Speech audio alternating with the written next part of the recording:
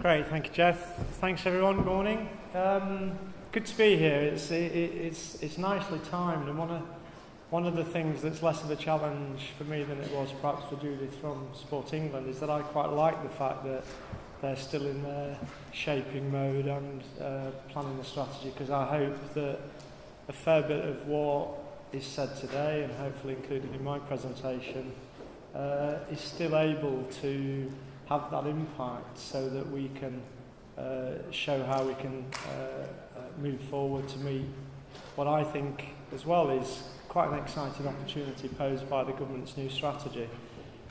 I tend to just focus in on, and I'll start the timer now, Mark, so that I don't take Mark's time from him. I said I must start the timer because he needs his 20 minutes, which is fair. I take two particular big things from the whole government strategy. Firstly, this emphasis on less active, inactive people, and how we, and this can be a challenge for some, shift our focus towards those who've not successfully been engaged by past approaches. That's important for us at EFDS, and I'll come on to why in a moment. But it's also important for the majority of people who deserve those benefits that Michael was articulating, not just the health benefits but the wider benefits. So it's really important that we shift that focus onto inactive people. I'll say it briefly now, but I also firmly believe it's important to maintain existing participants, but my focus is going to be particularly about what we do to engage new people. I think the other big emphasis is this focus on outcomes, which is music to my ears. It's right into the territory of our focus as an organisation, and that's mainly because of what we've learned from disabled people about what would engage them in active participation. So I think the timing's great, the opportunity is significant, and from my point of view, as an organisation that's passionate about disabled people's position, what I want to do is to just run through some of, as Jeff was saying, some of what we've learned, some of how that can be applied, but also, I hope, share the extent to which the approaches we advocate will also be effective in engaging other inactive groups as well as disabled people. But our starting point clearly is that challenge that was set out in terms of the level of participation. When you see the graph that Judith put up, the least active group is disabled people.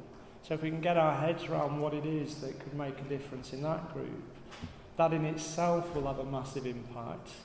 It's certainly significant for disabled people, but also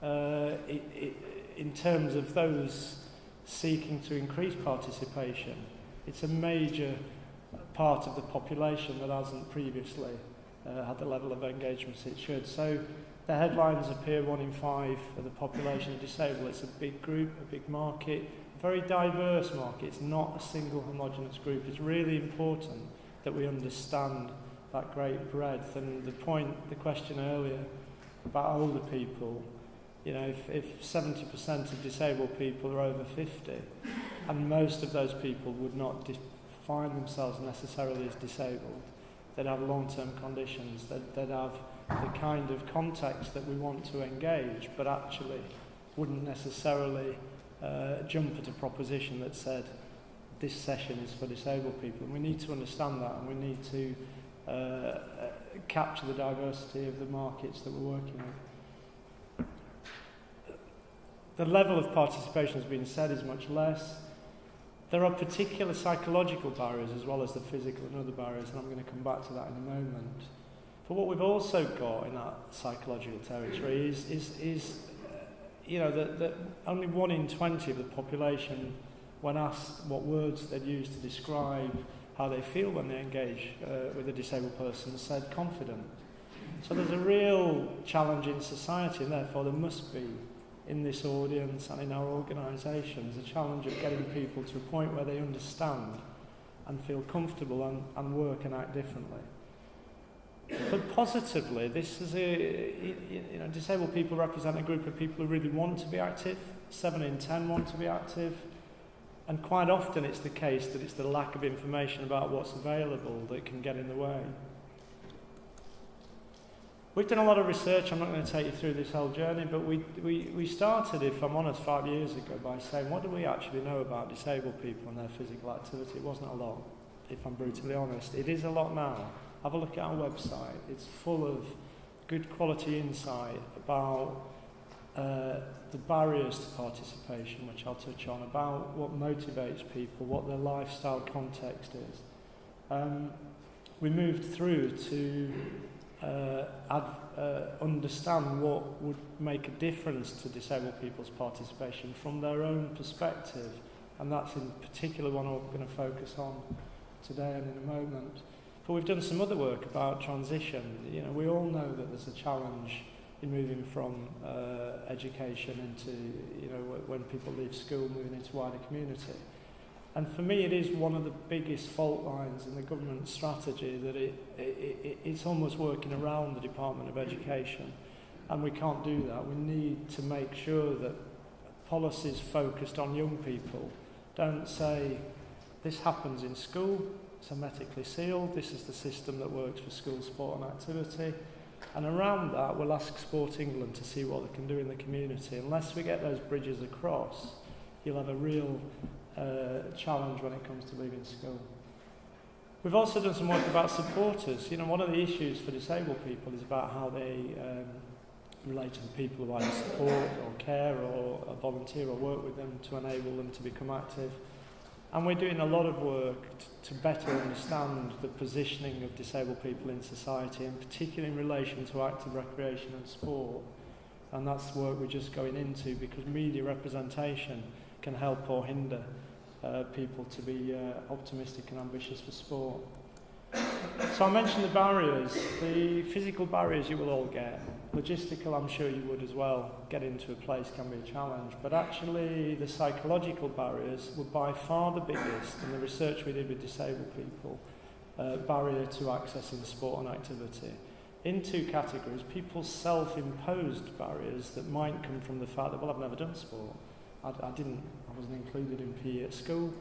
Why would I suddenly find it, you know, the centre of my life at this point? So there's a lot to overcome in terms of how we engage people, which is why some of the stuff I'm going to move on to is particularly important, because she's starting from a point where people might not necessarily get the core proposition as a plus and a benefit, but actually if you focus on the reasons why you might become active, including for the health benefits that Michael outlined, but if you focus on the reasons why people might become active, you've got a lot more chance of engaging them. But also let's not forget this issue about the attitudes of others. And we really have to do a lot, not just with coaches, but receptionists, other people, to say, you know, how do you feel? How do you think? How do you respond if a disabled person comes? We've really got to get to a point of working differently in that territory. I'm not going to be able to give these the justice they deserve, but they're embedded in a fuller report on our website. But we've come up with 10 principles in our Talk to Me report, which is basically solidly based on research with inactive disabled people that said what would be the things that would need to be in place if we were going to enable you to become active. And the first one is a sort of obvious one. It came from some of the work we did in our lifestyles. People, you know, think about the channels of communication that are used. All of these are summarised in our Charter for Change, by the way, and we've got copies of that out on our stand just inside the breakout, just in the area outside. My locality, to stay local to me. You know, not many people want to travel a long way to be active, and this was an important imperative for disabled people as well. Really significantly, and this has led to a lot of a big shift in our approach. Focus on me, not my impairment. And definitely don't focus on someone else's impairment and think that's going to connect to me. So don't stick a picture of someone in a wheelchair on a poster and think that I, as a deaf person, are going to go, oh, that's for me, I'll go there. Actually focus on the values and on the things that matter to me to trigger a positive response. And that's this focus on values. if people have deeply held values about things that matter to them, making friends, being with their family, improving their health, if people have those aspirations, then focus on those as a trigger to capture their interest in your activity, and you've got more chance of success. We're taking that values work a stage further, and I'll come back to how we see those as the outcomes that people are striving for, the things that they want to get from sport, which not coincidentally helps you see how you can achieve the government's objectives in terms of the wider policy outcomes they want to achieve. And the thing about those values is they don't stay the same, and focus on them as they change over life, sometimes very short term. So someone might come into an activity because they want to get healthy, but within a year they might want to run the place because they've actually seen that growth, and there's another part of them that really wants to be enabled by this activity. So yeah, I want to be a coach, or I want to actually run sessions.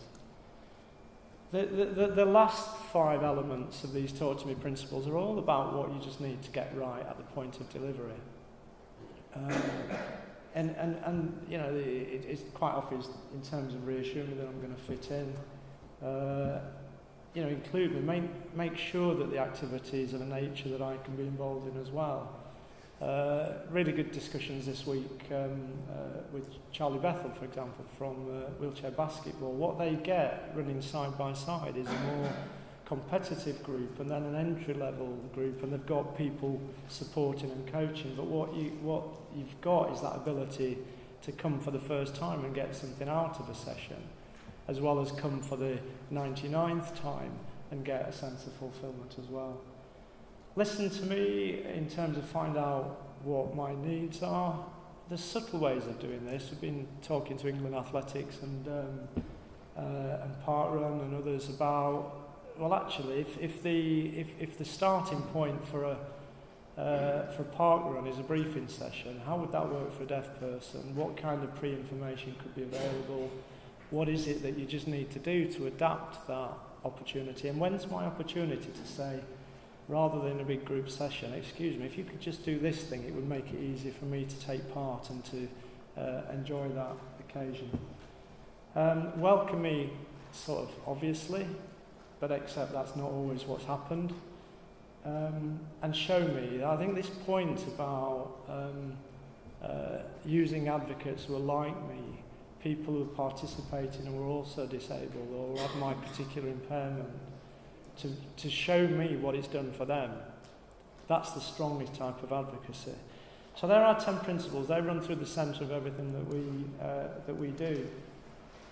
And in the middle there, I talked about the values. And you know, my proposition is, if you focus on these things, not only will you get people active, but you'll enable your organisation to contribute towards those outcomes that the government are defining in their strategy.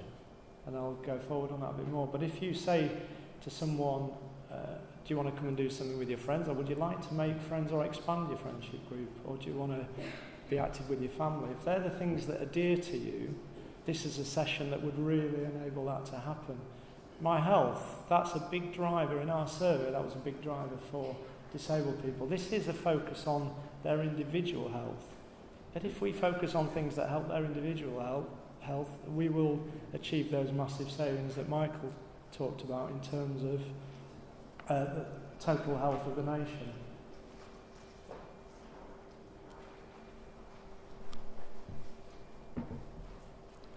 What we also heard a lot about was people wanting to progress in life, and that's a solid ambition that we'd sometimes underestimate the extent to which active recreation and sport can contribute.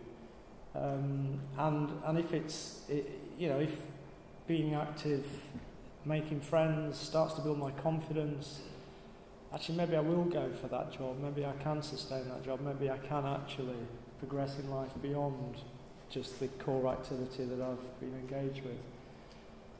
The mental strength and well-being clearly connects to wider policy objectives, but actually when we spoke to disabled people, there was this strong concept of independence. in that quite often lives have been a bit too dependent on others. But if you can focus on independence in these two categories, we split them as this research developed, because we said actually that mental strength and well-being sense of independence is really important, but it's quite different from that having fun and feeling free sense of independence. The guy that told us in some of this work that once he discovered cycling on a handbike, that he could get that feeling of feeling the wind blow through his hair that he used to have before he had a traffic accident, and now he's getting that feeling again from cycling that is a real sense of enjoyment. So they're really fundamental, really important. What we believe really strongly, as I've said, is that if you focus on those individual outcomes, you will enable your activity, your work to contribute to those wider society-level objectives and outcomes that the government are advocating in the new strategy. It's interesting, physical well-being, physical health is used interchangeably in the strategy, but same stuff. It's about the impact on people's physical health and well-being. But if you actually set about with an approach to an activity that said, right, we're going to try and encourage young people to come to this session because it will help them get a job one day and it will help with the gross domestic product of the locality in the long term, it's probably not going to push their button. But if you can say, make friends, get on in life, perhaps get a job, that will impact on the economic development. So we really think that central focus is what enables that wider focus. For us as an organisation, and therefore for all of you in this room, I think, we just need to think about how we can contribute to those, to making that difference. We exist in order to enable organisations to include disabled people more effectively in active recreation and to keep that recreation. So we work with other organisations and we try to make them better and more inclusive through some of the approaches we've set out here. You need to, in a sense, to work out what it is that you do, because all of us are going to write strategies that are going to, once this framework's developed, seek Sport England funding, and you know you're going to have to meet those outcomes, but how are you going to do it? What difference are you going to make, really? Language matters. I'm just going to skip through this. There's some definitions that we touch on. What is active recreation? We're increasingly using that. All of these slides will be available. I'm just going to speed up through the last few. But what I think does matter is that you think about what impact that language has on people you're trying to engage. When we asked disabled people, quite a lot of them, what does sport mean? The biggest word that came out was competitive. When we asked what exercise meant, and this makes sense to all of you, I'm sure, keep fit, activity. Physical activity is more about movement. For many disabled people, that's just daily life. It's getting out of bed quite often, it's doing basic things, but actually it wasn't something that resonated with a positive necessarily. Fitness, again, obvious ability to do things. It's often a precursor to other things that people might aspire to. But it was only when we got to recreation that fun and enjoyment came out as by far the biggest words.